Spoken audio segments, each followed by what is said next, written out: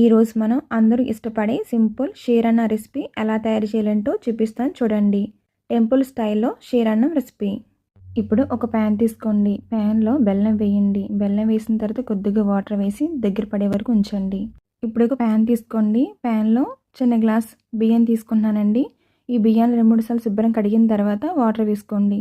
ఇలా వాటర్ వేసిన తర్వాత స్టవ్ మీద పెట్టి కుక్ చేయండి. కొద్దిగా రైస్ ఉడికిన తర్వాత ఇప్పుడు కొద్దిగా పాలు వేసుకుంటూ కలపండి. ఇక్కడ అన్నం అడుగంటకుండా కలుపుతూ ఉండాలి.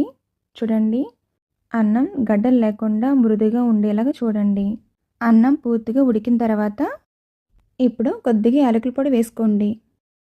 మనం బెల్లం వేసాం కదండి, బెల్లం బాగా కరిగిన తర్వాత ఈ విధంగా రావాలి. ఇప్పుడు అన్నం పాలు బాగా కలిసిన తర్వాత తీపికి సరిపడా బెల్లం వేసుకోండి. స్టవ్ మీద లో ఫ్లేమ్లోనే ఉడికించండి. ఇలా వేసిన తర్వాత స్టవ్ మీద పెట్టి ఒక 5 నిమిషాలు ఉడికించండి. మీకు నచ్చితే జీడిపప్పు కిస్మిస్ కూడా వేసుకోవచ్చు. మీకు నచ్చితే షీరన్నంలో నెయ్యి వేసుకోండి. ఈ రెసిపీ నచ్చితే తప్పకుండా లైక్ చేయండి, మీ ఫ్రెండ్స్కి షేర్ చేయండి.